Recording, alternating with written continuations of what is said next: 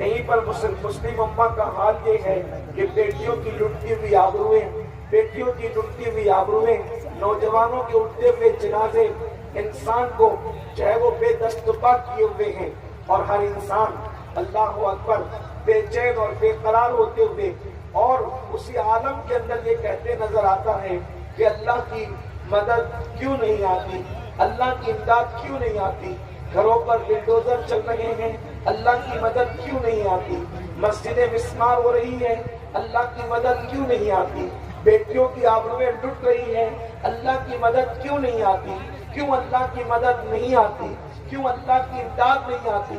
اللہ اکبر۔ ہر انسان بڑی سوالیہ نگاہوں کو آسمان کی طرف اٹھا کر کے خدا کی مدد کا منتظر ہے۔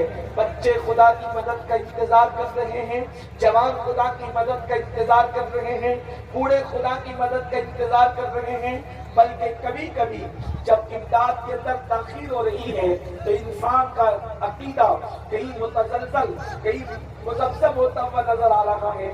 کبھی جوان یہ سوچتے ہیں کیا یہ امداد کے واقعات ابراہیم علیہ السلام پر نار نمرود جو گلزار ہو رہی تھی، حضرت اسماعیل پر جو چھری چلنے کو تیار نہ تھی، جناب یوسف کو مصر کے قید خانے سے نکال کر جو مصر کا بادشاہ بنا دیا گیا تھا، جناب ایوب کو جو بیماری سے شفا عطا کی گئی تھی، یا معاذ اللہ یہ کسی وائز اور کسی خطیب کا گڑا ہوا افسانہ تو نہیں؟ یاد رکھیں یہ حقائق ہیں، نہ کوئی افسانہ ہے، نہ کسی خطیب کی خطابت کی جولانیاں ہیں، بلکہ حقائق ہے، اور ان سب کو قرآن مقدس میں بیان کیا ہے۔ اور جس چیز کو قرآن بیان کر دے پھر مزید اس کے لیے ہمیں کسی ثبوت کی ضرورت نہیں ہوتی۔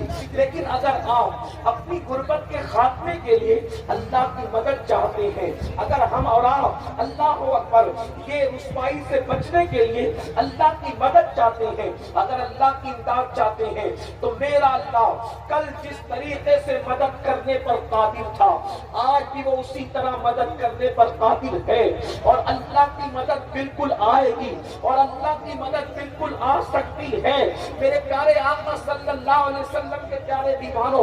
لیکن یاد رکھنا اللہ کی مدد فاسق و فاجر کے لیے نہیں آتی، اللہ کی مدد منافقوں کے لیے نہیں آتی، اللہ کی مدد کافروں کے لیے نہیں آتی، اللہ کی مدد ہمیشہ نبی کے وفاداروں کے لیے آیا کرتی ہے، اللہ کی مدد کا نزول ہمیشہ وفاداروں کے لیے ہوا کرتا ہے۔ میرے آقا صلی اللہ علیہ وسلم کے پیارے دیوانوں، آپ اٹھتے ہوئے جنازوں پر اگر خدا کی مدد کا انتظار کر رہے ہیں تو ہمیں اپنے دل کے اندر ٹٹولنا ہوگا، ہمارے دل میں اللہ کے رسول کی وفاداری کتنی ہے، ہم حضور کے وفادار کتنے ہیں۔ اللہ اکبر۔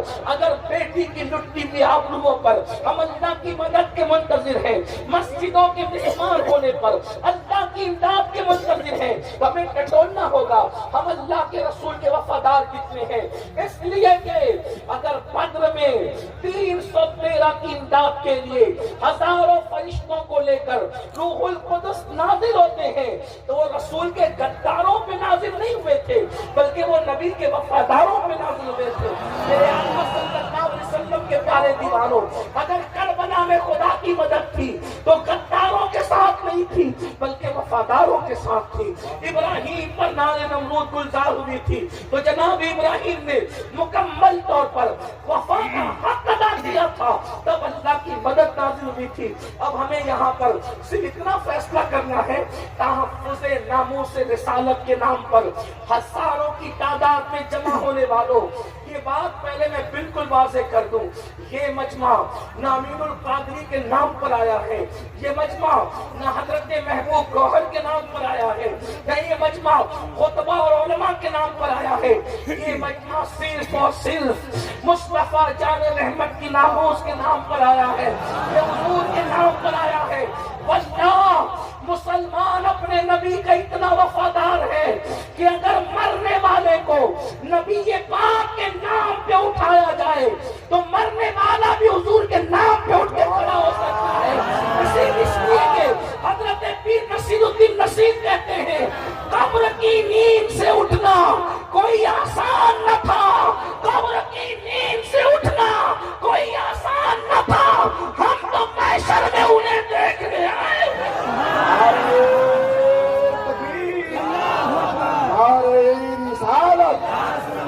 तहफ़्फ़ुज़ नामूस रिसालत, उनसे हुजूर ताज शरिया हज़रत मौलाना सैयद अमीनुल कादरी साहब किबला उलमाए अहले सुन्नत। और मेरे इमाम तो कई हदीसों का निचोड़ पेश करते हुए यूं कहते हैं ये कि ये कायनात भी बनी और सजी है तो सिर्फ उनके लिए, वरना खुदा को जमीन और आसमान बनाने से गरज क्या थी? जब ये जमीन और आसमान न थे तो भी वो खुदा था, ये न रहेंगे तो भी वो खुदा रहेगा। लेकिन बनाया क्यों? तो वो कहते हैं जमीन और ज़मीन तुम्हारे लिए, मकीन और मकान तुम्हारे लिए, चुनीन और चुना तुम्हारे लिए, बने दो जहां तुम्हारे लिए, जान में ज़बान तुम्हारे लिए, बदन में है जान तुम्हारे लिए, हमारे यहाँ तुम्हारे लिए, उठे भी वहाँ तुम्हारे। सुभान अल्लाह, सुभान अल्लाह, अल्लाह या रसूल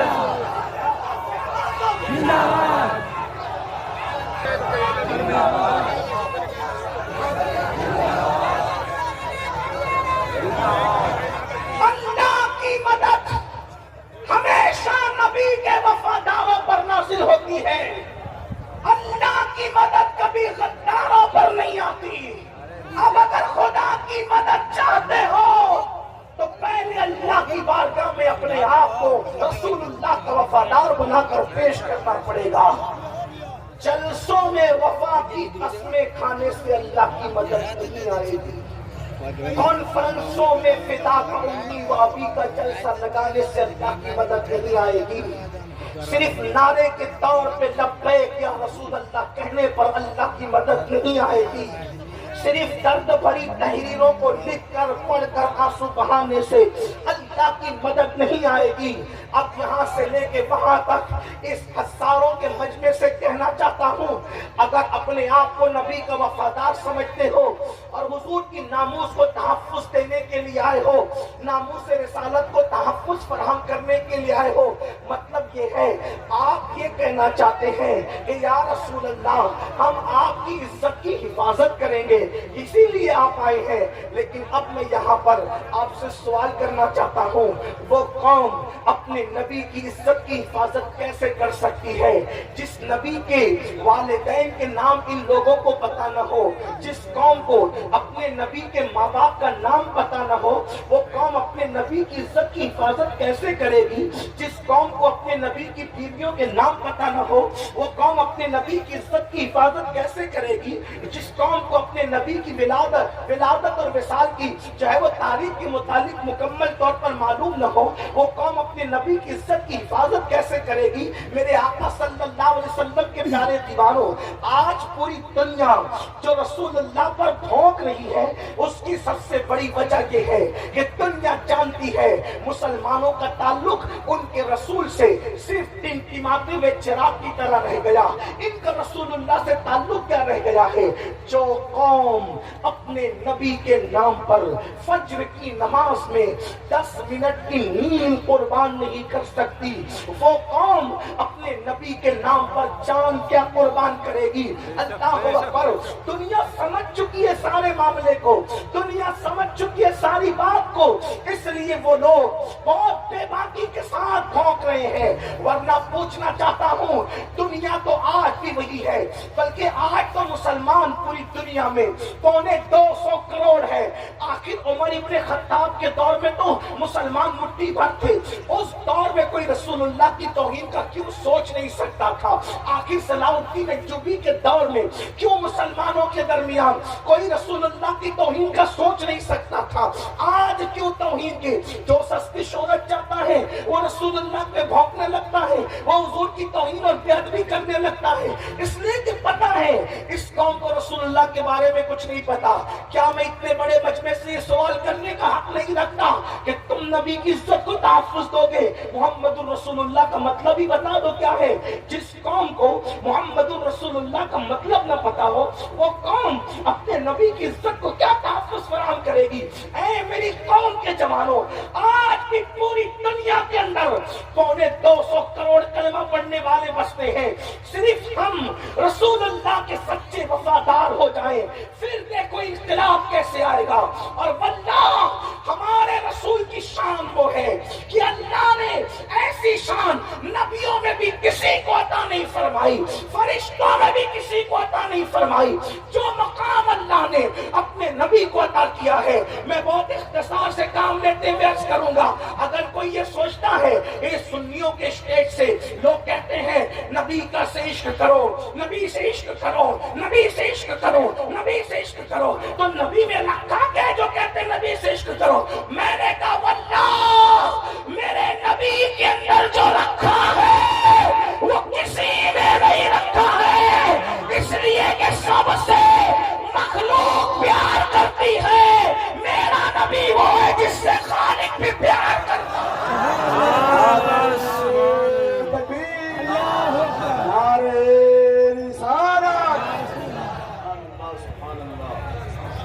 جس کا مشتاق خداوند قدوس ہو، حضرت مولانا جمیل الرحمان کہتے ہیں کیا حسن ہے اے سید ابرار تمہارا، کیا حسن ہے اے سید ابرار تمہارا، اللہ بھی ہے طالب دیدار تمہارا، اور کیوں دید کے مشتاق نہ ہو حضرت یوسف، اللہ کا دیدار ہے دیدار تمہارا۔ حضور سے وفا کی بات آئی ہے تو دو باتیں عرض کر کے اپنی بات ختم کروں گا۔ پہلی چیز، حضور سے ہم عشق کیوں کرتے ہیں، حضور سے محبت کی بات کیوں کرتے ہیں، اور یاد رکھنا پہلی چیز تو یہ ایمان کے لیے حضور سے عشق کرنا ہم پہ فرض ہے۔ حضور سے عشق کے بغیر ایمان ہو ہی نہیں سکتا، ایمان کا تصور نہیں ہو سکتا۔ حضور سے عشق کرنا ہمارے ایمان کے لیے ضروری ہے، بلکہ میرے آقا نے تو یہاں تک فرمایا لا یؤمن احدکم حتی اکون یقال انہ مجنون، جب تک تیرے عشق رسول کو دیکھ کر لوگ تجھے پاگل نہ کہنے لگے اس وقت تک تیرا ایمان مکمل نہیں ہو سکتا۔ میں یہاں پر دو باتیں کرنے چلا ہوں۔ نمبر ایک، حضور سے عشق کیوں کرتے ہیں، نوجوانوں کی خاص توجہ، کیوں محبت کرتے ہیں، کیوں پیار کرتے ہیں۔ نمبر ایک، حضور ہے ہی ایسے، حضور ہے ہی ایسے کہ جو دیکھے عشق کرنے پر مجبور ہو جائے، جو دیکھے پیار کرنے پہ مجبور ہو جائے۔ میں یہاں اپنے نوجوان علماء سے کہوں گا، یہ میرے مخدوم لوگوں سے کہوں گا، آج دنیا اگر رسول اللہ پر بھونک رہی ہے تو اس پہ قصوروار کہیں نہ کہیں ہم بھی ہیں۔ وجہ یہ ہے کہ ہم نے رسول اللہ کی سیرت کو صحیح طور پر لوگوں کے سامنے پیش نہیں کیا۔ اگر ہم نے حضور کی سیرت لوگوں کے سامنے پیش کی ہوتی تو شاید یہ دن ہمیں دیکھنا نہیں پڑتے، کم از کم پڑھے لکھے لوگ تو ایسی بات نہ کرتے۔ بہت معذرت کے ساتھ اگر میرے جملے آپ کو غلط لگے تو مجھے معاف کر دینا، معافی کا خواستگار ہوں۔ ہم نے اپنے پیروں کا تعارف کرانے کے لیے تو درجنوں ہزاروں جلسے کر دیے، اور جو کرامتیں نہیں تھی وہ بھی گڑھ گڑھ کے پیش کی۔ ہم نے باپ دادا اور اپنے خاندانوں کی تعریف کے لیے ایڑی سے چوٹی تک کا زور لگا دیا، لیکن اپنے آپ میں ڈوب کر کے سوچو، جتنے جلسے، جتنی محفلیں، جتنی ایڑی سے چوٹی تک کا زور ہم نے اپنے پیروں، اپنے باپ داداؤں اور دیگر گیبن شاہ گلی کے الگ الگ محلے کے پیر فقیروں کے لیے ہم نے جو کوششیں کاوشیں کی ہے، کیا اتنی کاوشیں ہم نے رسول اللہ کی سیرت کو پیش کرنے کے لیے بھی کی ہے؟ اگر کی ہے تو آپ کی عظمتوں کو سلام ہے، اور اگر نہیں کیا ہے تو بتاؤ قصوروار کون ہے؟ واللہ اپنے نبی ہیں ایسے، اگر کافر بھی ان کو دیکھ لے تو ان کی تعریف کرنے پر مجبور ہو جائے۔ بس اختصار کے ساتھ میں پیش کرنا چاہتا ہوں، میرے جملے ترک لگے، میں پہلی مرتبہ بھاگلپور ضلع میں آیا ہوں، مجھے نہیں پتا یہاں کے لوگوں کا مزاج کیا ہے، لیکن میرے دل پر جو گزرتی ہے میں کہہ دیتا ہوں۔ واللہ جب میں گفتگو کرتا ہوں تو میرے ذہن میں ٹارگٹ کے طور پر کوئی شخصیت نہیں ہوتی، اس لیے کہ شخصیتوں کو ٹارگٹ کر کے تقریر کرنے کو میں غیبت سمجھتا ہوں اور غیبت کو میں حرام سمجھتا ہوں۔ لیکن بتاؤ، اگر ہمارے بچوں کو رسول اللہ کے ماں باپ کا نام نہیں پتا ہے تو ہم نے کتنے دن ہم نے کیا کیا ہے؟ رسول اللہ کے معجزات اگر نہیں پتا تو میلاد کے جلسے میں معجزات نہیں بیان ہوگے تو پھر کس میں بیان ہوگے؟ اگر حضور کی 11 بیویوں کے نام ہمارے جوانوں کو نہیں پتا تو ذمہ دار کون ہے؟ ہم نے کیوں نہیں بیان کیوں ازواج پاک کے نام؟ اگر ایسا ایسا نہیں کیا تو اللہ کی عدالت میں کل خطبہ کو بھی کھڑے ہونا ہے، علماء کو بھی کھڑے ہونا ہے، ان عوام کو بھی کھڑے ہونا ہے۔ حضور کے نام پہ جتنا ہم نے کھایا ہے اتنا کوئی نہیں کھاتا، اس لیے کہ ہمارا تو عقیدہ ہی یہی ہے۔ میرے دادا مرشد کہتے ہیں کھاتے ہیں تیرے در کا، پیتے ہیں تیرے در کا، پانی ہے تیرا پانی، دانا ہے تیرا دانا۔ سبحان اللہ سبحان کوئی اللہ۔ کسی کے در کا کھاتا ہے، کوئی کسی کے در کا، ہم تو کھاتے ہی مصطفیٰ جان رحمت اللہ۔ ہماری نسلیں پل رہی ان کے ٹکڑوں پر، ہم یہ فخر سے کہتے ہیں کہ ہم پل رہے ان کے ٹکڑوں پر، اور یہاں بھی پل رہے ہیں وہاں بھی پلتے رہیں گے۔ میرے امام کہتے ہیں آسماں خان، زمین خان، زمانہ مہمان، صاحب خانہ لقب کس کا ہے تیرا تیرا۔ تیرے ٹکڑوں سے پلے غیر کی ٹھوکر پہ نہ ڈال، چڑکیاں کھائے کہاں چھوڑ کے صدقہ تیرا۔ حضور ہے ہی ایسے، چلے بات کر لیتے ہیں جو دیکھے عشق کرنے پہ مجبور ہو جائے۔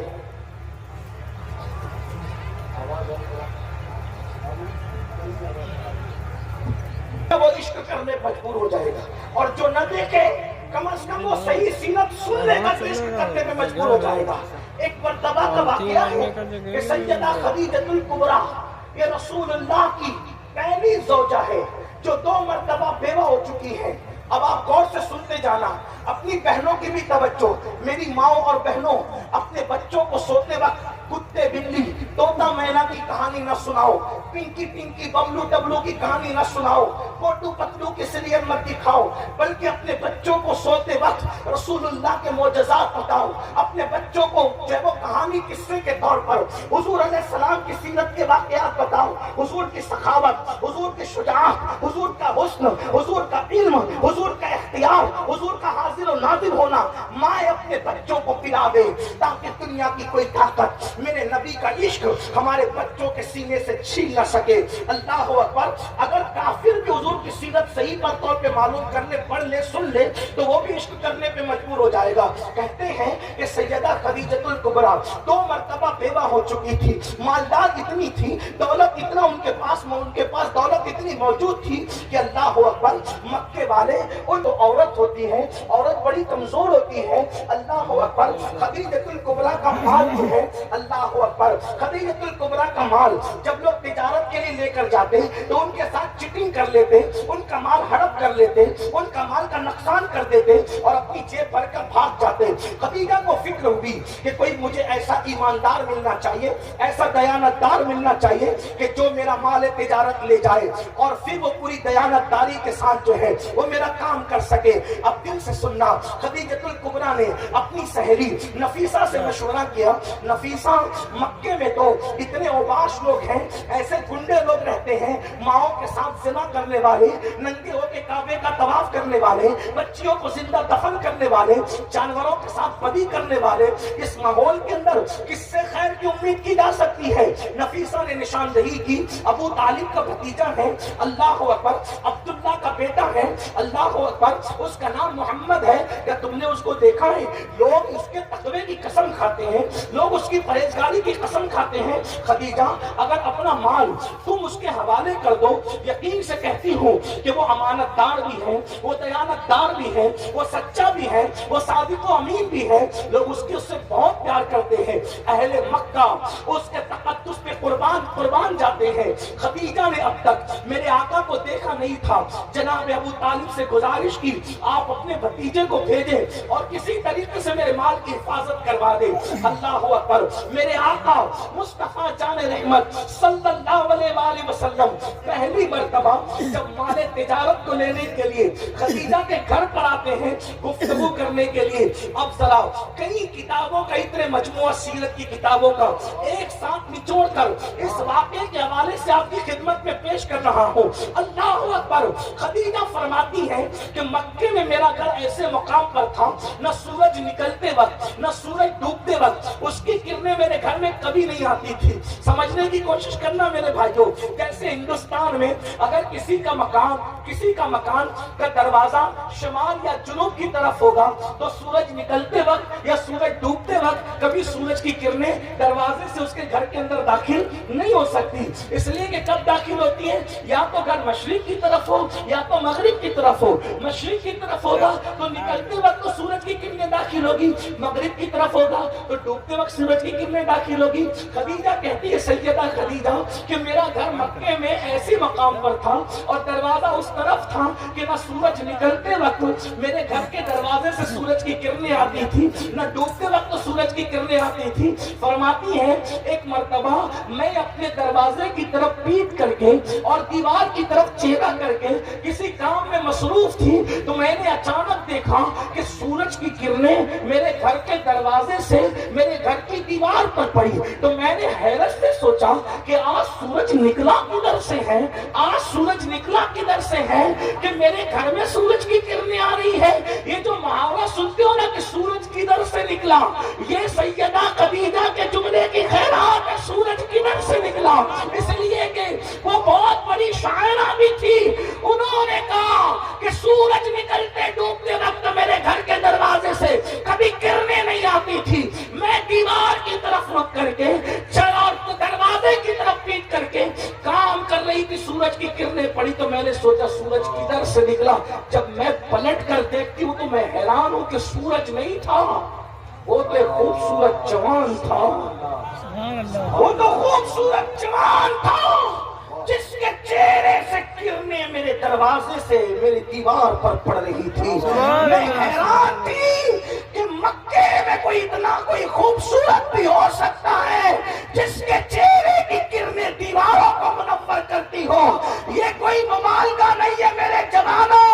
شمائل ترمذی میں مولا کائنات سے روایت موجود ہے کہ جب اللہ کے رسول درجے و دیواروں کے سامنے کھڑے رہتے تو دیواروں کا عکس مصطفیٰ جان رحمت کے چہرے کے اندر نظر آیا۔ اس خوبصورتی کا اندازہ کرو، اس خوبصورتی کا اندازہ کرو کہ حضور کے چہرے کے اندر دیواریں نظر آتی تھی، اور سورج اور چاند اگر اس کے سامنے حضور کھڑے ہو جاتے تو سورج اور چاند حضور کے چہرے میں تیرتے نظر آتے، اتنے خوبصورت تھے۔ میرے آقا علیہ السلام کے صحابہ کہتے ہیں سنیو تمہیں کیا پتا عشق کی بات ہم نے کی ہے، اپنا نبی وہ نبی ہے۔ صحابہ کہتے ہیں اگر اللہ قرآن نازل نہ بھی کرتا تو میرے نبی اتنے خوبصورت تھے کہ صرف لوگ حضور کا چہرہ دیکھ کر کلمہ پڑھ کے مسلمان ہو جاتے۔ حضور تھے اتنے خوبصورت، اتنے حسن والے۔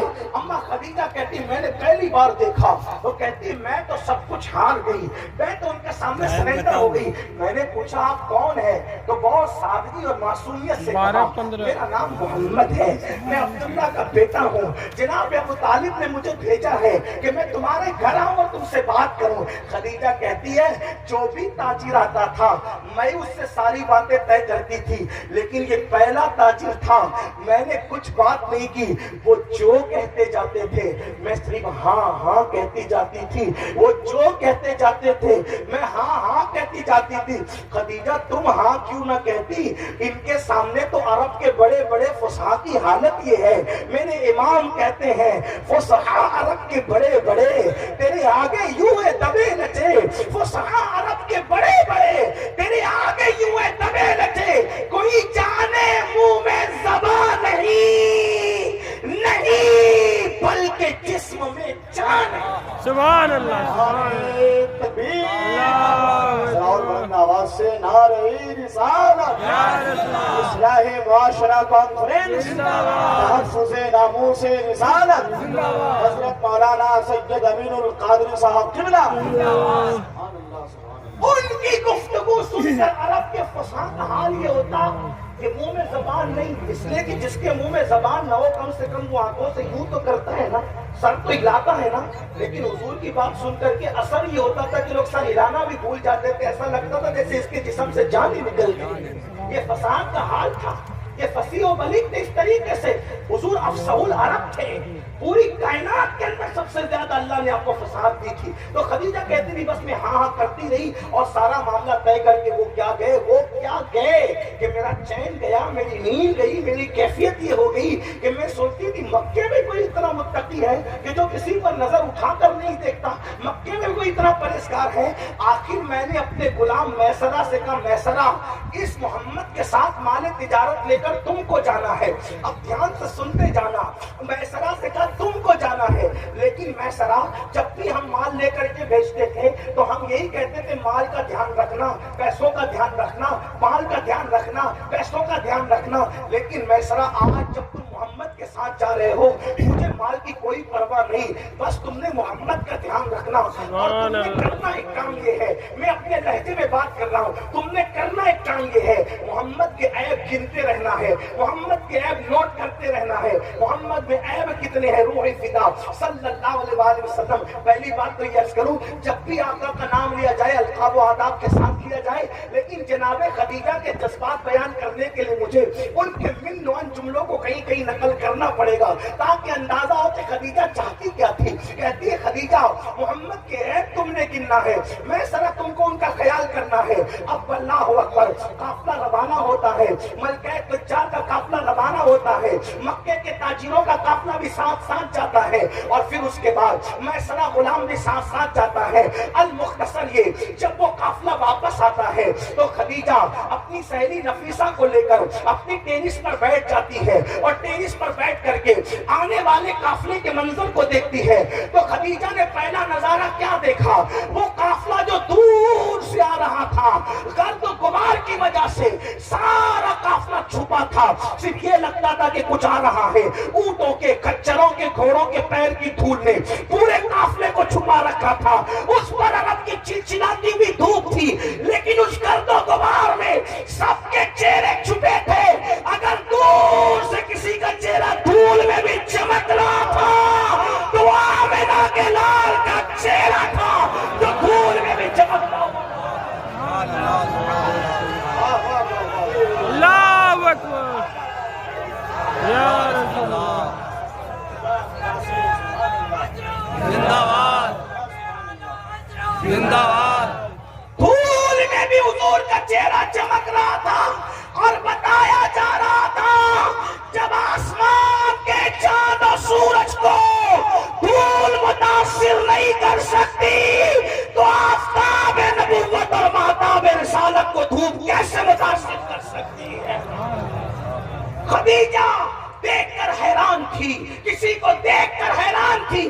ایسے میں میسرہ دوڑا دوڑا آتا ہے، اللہ اکبر ٹیرس پر چڑھ جاتا ہے، مالکہ کے قدموں میں بیٹھتا ہے اور مالکہ کے قدموں میں بیٹھ کے کہتے ہیں مالکہ دیکھ دیکھ کتنا منافع آیا، دیکھ کتنا منافع آیا.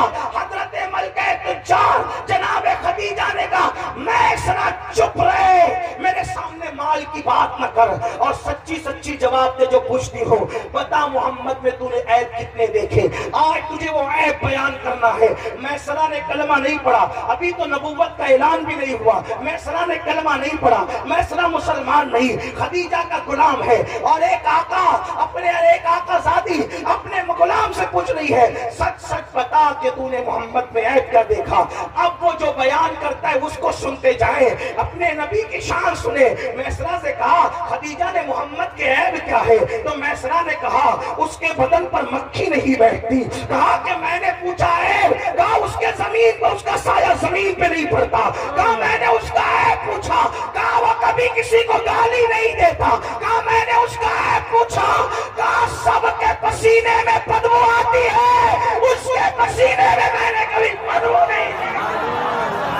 خدیجہ نے کہا میسرہ میں عیب پوچھ رہی ہوں، تو کہا کبھی وہ جھوٹی قسم نہیں کھاتا. کہا اس کا عیب پتا، خود بھوکا رہ کر دوسروں کو کھلاتا. کہا اس کا عیب پتا، کہا کہ وہ دوسروں کا بوجھ اٹھاتا. کہا اس کا عیب پتا، کہا دھوپ میں بادل اس کے سر پہ سایہ کرتا ہے. کہا اس کا عیب پتا، میں نے اس سے بڑھ کر سخی کسی کو نہیں دیکھا. کہا اس کا عیب پتا، اس سے بڑھ کے سچا نہیں دیکھا. کہا عیب پتا ہے میسرہ عیب عیب عیب. تو کہا کہ میں نے دیکھا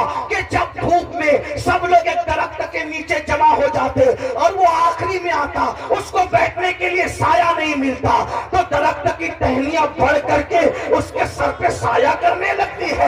خدیجہ نے کہا میں سنا اے پتا، کہا اس کو بکریاں سجدہ کرتی ہے۔ خدیجہ نے کہا اے پتا، تو کہا درخت اس پہ سلام پڑھتے ہیں۔ کہا اے پتا، بنجر زمین پہ قدم رکھتا ہے تو وہ زمین ہری ہو جاتی ہے۔ کہا اے پتا، سوکھے کنویں میں تھوک دیتا ہے تو وہ پانی سے بھر جاتا ہے۔ کہا اے پتا، کھاری کنویں میں تھوک دیتا ہے تو وہ میٹھے ہو جاتے ہیں۔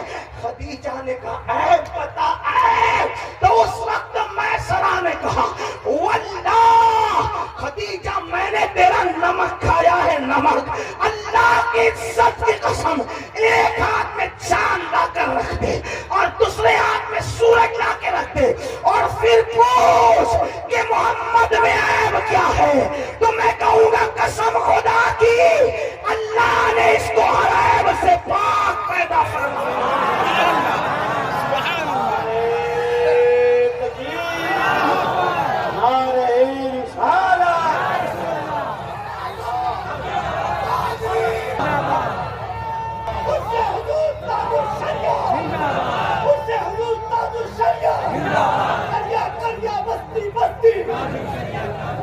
یہ کوئی مومن نہیں بول رہا ہے، یہ جس نے کلمہ نہیں پڑھا وہ بول رہا ہے کہ یہ بے عیب ہے۔